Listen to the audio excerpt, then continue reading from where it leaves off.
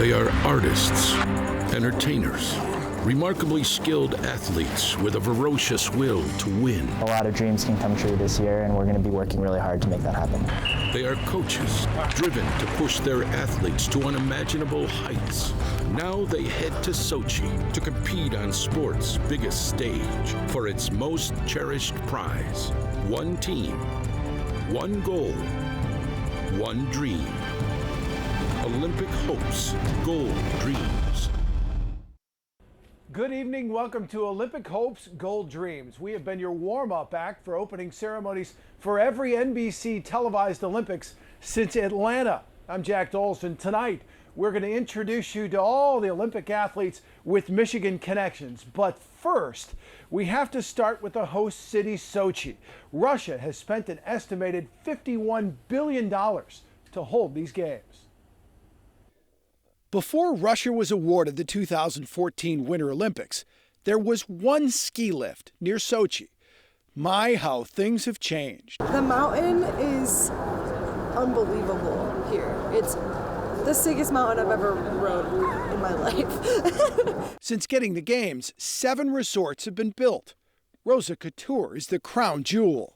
Oh, it's absolutely a new city now because before this time, before Olympic preparations, it was rather provincial. A new highway and railway from Sochi to the mountain cluster cost an estimated $9.4 billion. That alone is more than it cost Vancouver to host the Olympics 4 years ago. The Russians also spent billions of dollars building 6 new stadiums in the coastal cluster.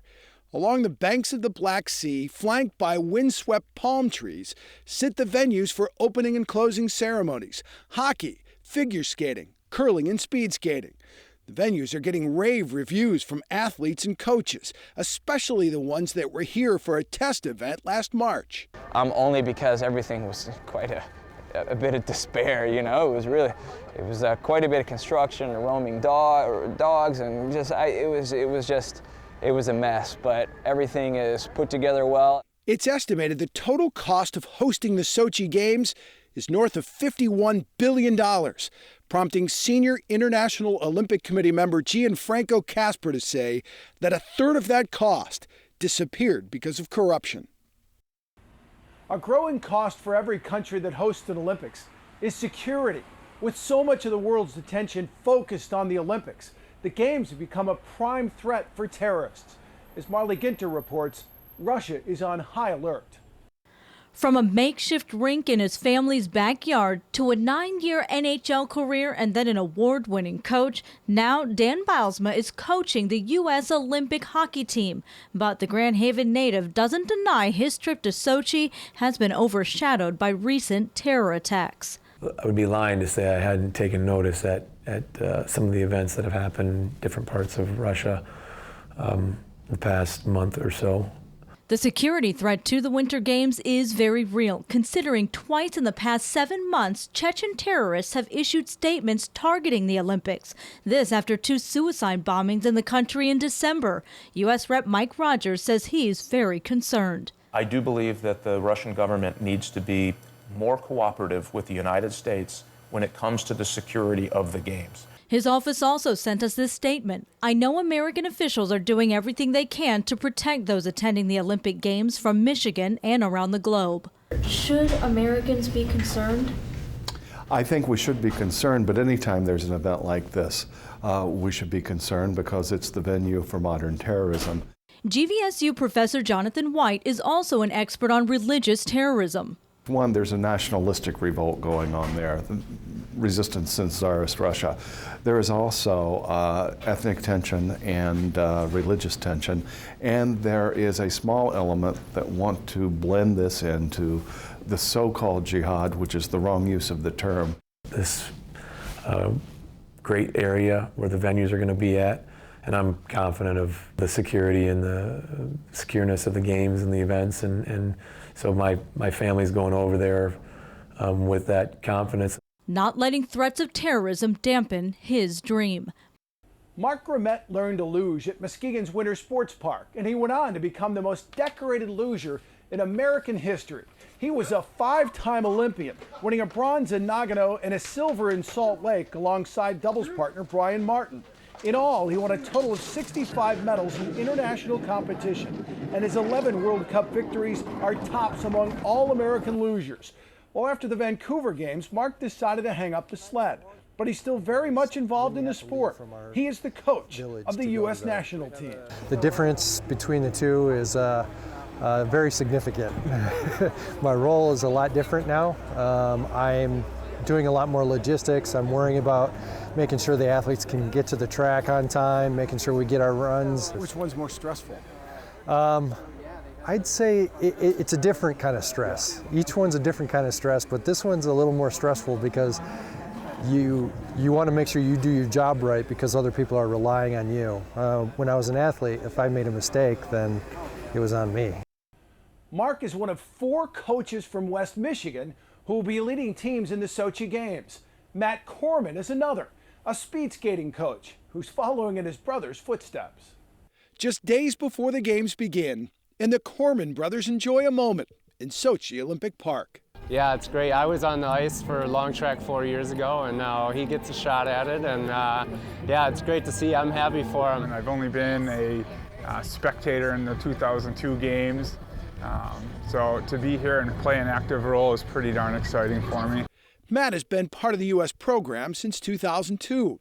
He helped develop quite a few of the members of the U.S. Olympic team that he now coaches. It's special because we see these kids on a daily basis and work with them, you know, a couple times a day, hours on end. So to see them reap the rewards of their determination and hard work, it's really rewarding, and I'm glad I get to do a job like this.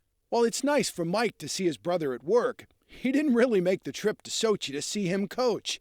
He's here to watch his fiancée compete. Jessica Smith of Melvindale, Michigan, is America's best hope for a medal in women's short track. Every time she steps on the ice to win the race, and there's never any exceptions to that, so that's why she's here. Getting here does come at a significant cost. Mike said between airfare, tickets, and housing, he's had to drain the bank account. They're spending more on this Olympics than any Olympics before, and I think that's true for the fans and spectators and family too. I'll tell you what, I'm gonna go home with nothing, that's for sure. Matt Corman is one of 2 West Michiganders on that speed skating coaching staff. Kalamazoo's Kip Carpenter is the other. Still to come on Olympic Hopes Gold Dreams, another West Michigan coach in the Olympics, Grand Haven's Dan Bilesma. When we return, we'll sit down with the Olympic hockey coach and talk about what inspired him to pursue this Olympic dream.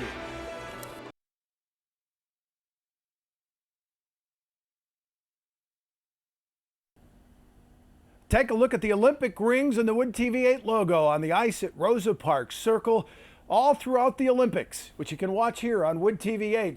Kids 17 and under skate for free. Dan Bilesma never experienced the honor of wearing USA on his chest, but he will happily settle for a red, white, and blue tie behind the bench of the U.S. Olympic hockey team. When he played against his brothers on a makeshift rink in the family's backyard, Dan Bilesma dreamt of Olympic glory. Before I thought about winning the Stanley Cup, I've dreamt about winning a gold medal 10 different ways till Tuesday. Like so many hockey players of his generation, Dan's Olympic dream was stoked 5 seconds left in the game. Do you believe in miracles? By the U.S. hockey team's Miracle on Ice. I don't think when I was 9 years old and saw the miracle in Lake Placid when the USA beat the Soviets. Certainly wasn't to be the coach. His dream was to wear the jersey of Team USA. Dan Bilesma with it. While he did enjoy an NHL career that spanned 9 years and 429 games, the opportunity to play for his country never arose. So the dream changed. And with his meteoric rise up the coaching ranks, Bilesma was on the radar of the man charged with putting together the 2014 Olympic team. He's a terrific coach. That's the bottom line. Had unbelievable success for a very short period of time that he's been in the National Hockey League. The Pittsburgh Penguins have won this hockey game. Bilesma led the Penguins to a Stanley Cup in his first year. And Lord George Stanley scratch their names on your fabled cup. Thank you very much. In year 3, he won the Jack Adams Award as the league's top coach. With only 2, at most 3 practices before his team takes the ice in Sochi, it's imperative they learn to play together as quickly as possible.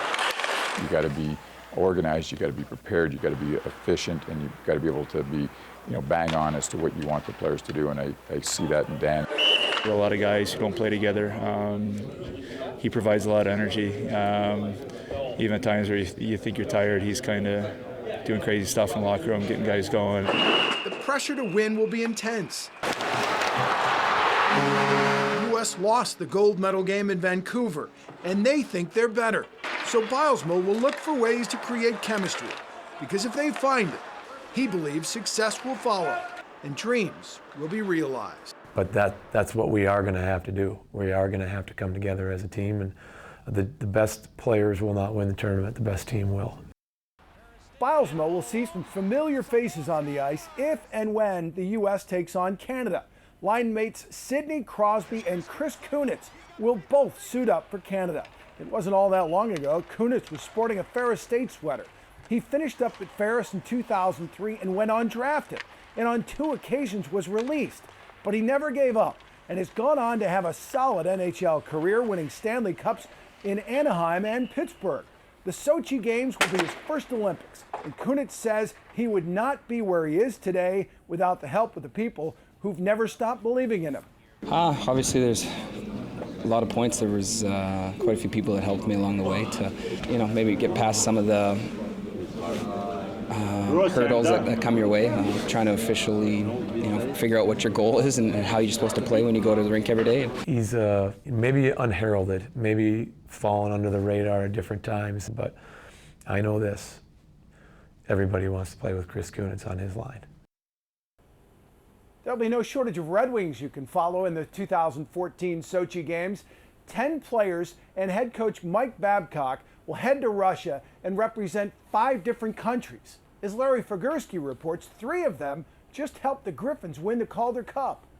Here's Gomez to Tatar, and the Griffins have a 3-on-1. Here's Tatar to Nyquist, right in, Tatar score! Last spring, they led Grand Rapids to its first ever professional hockey championship. We are Calder Cup champions! Less than a year later, Tomas Tatar, Tomas Jurko, and Gustav Nyquist will be representing their countries as first-time Olympians in the pursuit of gold. And it means a lot to me to play for my, my countrymen and people in my country. For us, it's a big thing to be an Olympic, and obviously we have a chance to do something big. To represent your country in the Olympics, it's going to be something special. For each, it is literally the realization of a childhood dream. Something that I wanted to achieve when I was a little kid, and now I have a chance to compete at Olympics. I want to play in Olympics since I was start dreaming about NHL and Olympics, so it's like living a dream. A dream Tatar and his father had long hoped to experience together. He did some stuff for the passport and the visa to Russia, so we were talking about it. But on January 10th,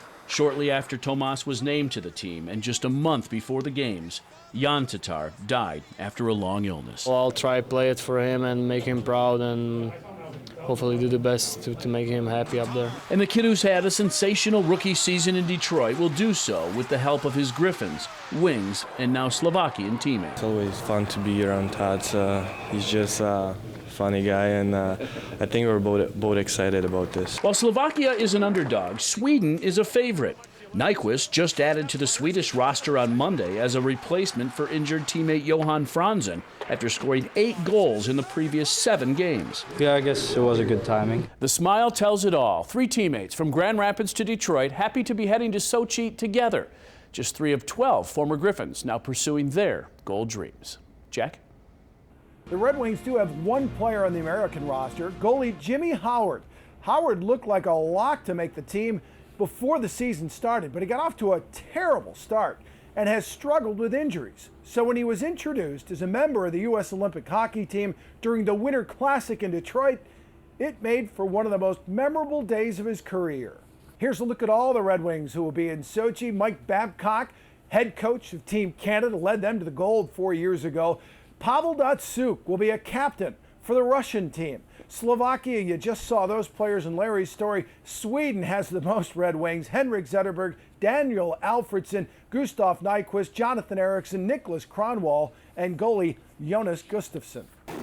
Coming up next on Olympic Hopes, Gold Dreams, snowboard cross athlete Nick Baumgartner is pure Michigan. See what makes him tick.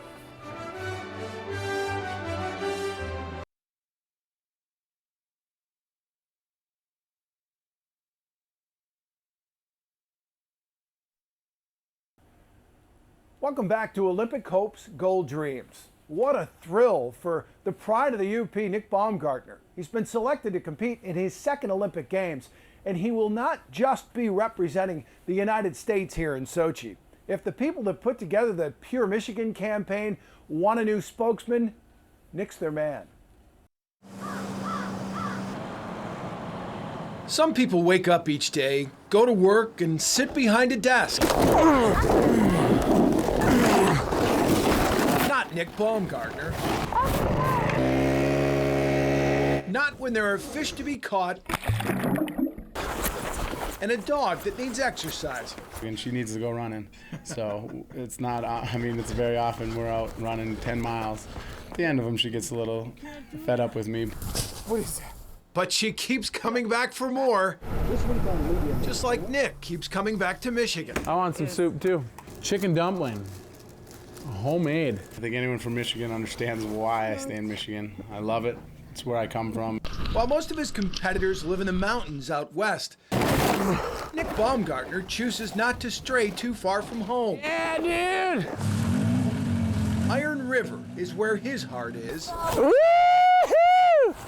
Not all of them. Saving me one. Where he can drop in for breakfast at Mom's and teach his son to shoot straight. Community, I'll tell you what, when something like this happens and you get an opportunity at making an Olympic team, man, do they back you. The backing I have and the fans and the support I have from Michigan blows my mind.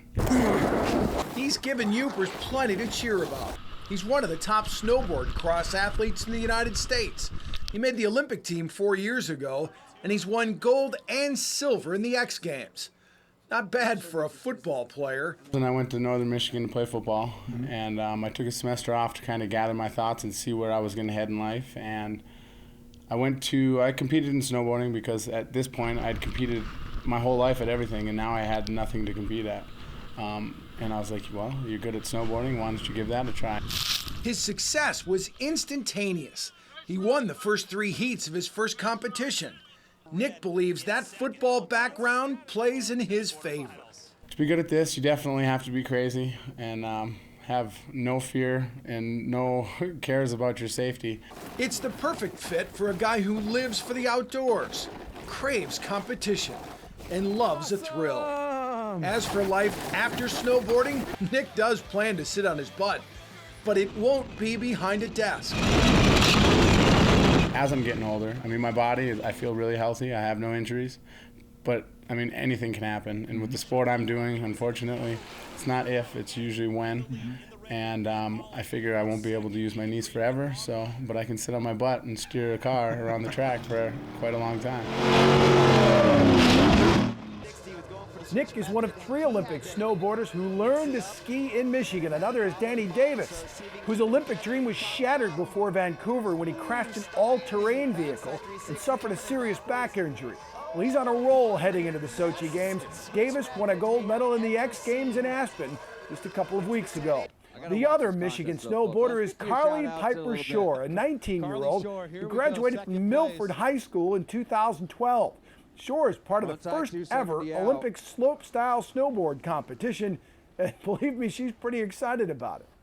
To be a part of the first slopestyle team is an honor. I feel sort of like it's kind of legendary. Carly's Twitter page says she is shredding all over the world. Oh, to be young and carefree with that much talent. For most of these athletes, attention only comes every 4 years when the Olympics roll around. And when the spotlight gets that hot, they need some help handling the crush of media to get their story out there. That's where Grand Rapids Catholic Central graduate Doug Haney comes in. Doug is the press officer for the U.S. ski team, so he'll be handling some of the highest profile athletes the United States sends to Sochi. Big names like Bodie Miller and Ted Ligety. Well, it's not so much as a shield, it's trying to create situations where an athlete can have a positive interview. And press is generally not something people look forward to that much, so, you know, he's surrounded by putting people into a kind of a crappy situation a lot of the times. We want you to both be friends, you know, so I want you to become a fan of Ted's or Bodie's, and I want Bodie or Ted to become a fan of you. It's one of those positions where if you're doing it well, you get beat up from both sides. You know, everybody hates you, kind of. We've got to take another break. When Olympic Hopes Gold Dreams continues, we'll meet the king and queen of ice dancing and show you why Detroit has become the ice dancing capital of the world.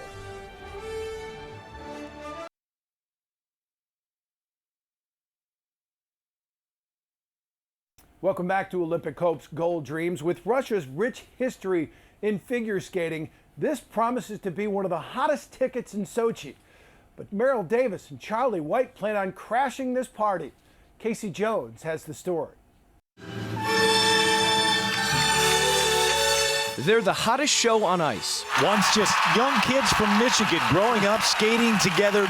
Merrill Davis and Charlie White. Now, Olympic favorites. The dynamic ice dancing duo from Bloomfield Hills have captured the attention of the skating world.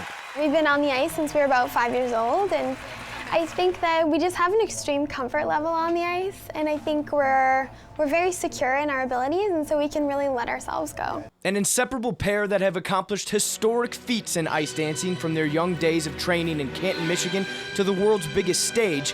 Now they're America's hope for the first ever gold in ice dancing. I hesitate to say that it's gold or bust, but you know, I think that with all of our experience and how much we've improved since the last games, you know, it would be almost unrealistic of us to not expect to be the best. With ice, skates, and a little bit of music, Davis and White are brilliant. But the same just can't be said when the skates and the music are off. We're not exactly like hip-hop dancers. We do mostly old school moves. We're a step up from Elaine from Seinfeld. No thumb flaring or knee kicks for them on the ice. The most difficult moves seem so graceful. They're America's frozen sweethearts, with a chance for Olympic history and opportunity brought through nearly 2 decades of sacrifice, dedication, and love to dance their way as the greatest ever. I think Charlie and I always like to think that it's what we put onto the ice that is our true legacy. I think we really like to focus on our attack and just kind of our commitment to our sport, and I think that's what we'd really like to leave behind. Detroit is quickly gaining the reputation as the ice dancing capital of the world. The Canadian team of Tessa Virtue and Scott Moyer, who won the gold 4 years ago, actually trained with Davis and White, and 2 other American teams competing in Sochi live and train there. The Shibutanis and Madison Chalk and Evan Bates, and so does 4-time U.S. men's champion Jeremy Abbott. Talk to any Olympic athlete, and eventually you'll hear a story of sacrifice. As Susan Shaw reports, you do not get to this level without making one. Michigan girls are tough, we're strong. That's a good thing, because it's been a tough road for speed skater Jessica Smith from Dearborn. Jessica's coach was forced out of the U.S. speed skating team, and she left with him. And with that, she gave up several financial perks. But it was a sacrifice that ended up paying off. And I felt that for me to change my program wasn't going to be in the best interest if I wanted to get to the level that I needed to be at. And for me, it's staying with the best technical coach in the world. For gold medal bobsled driver Steve Holcomb, making ends meet financially to pursue his dream has always been a long-time concern as well. It's very difficult. I'm a volunteer. I don't get paid to bobsled. I love what I do, though. I wouldn't change it for the world. I'm 33 years old. I live in a dorm. It's not a lot of fun. Of course, it's not only the cost of competing that's an issue. Another speed skater from Michigan has gone through a tremendous amount of physical sacrifice. Kelly Gunther from Macomb County suffered a terrible skating accident after the 2010 games. Kelly broke her foot. In fact, she almost severed it. And she was told she'd never skate again. I always knew I was going to be okay. I knew I could go through surgery. I just also kept telling myself, somewhere else, someone's worse. Someone could be dying right now. I'm alive. I'm okay. Just some setbacks, sacrifices, and struggles that will undoubtedly make victory taste that much sweeter. That'll wrap up another Olympic Hopes Gold Dreams. A reminder, I'll be reporting live from Sochi every day throughout the Olympics. Opening ceremonies are next, only on NBC. Enjoy the games, everybody.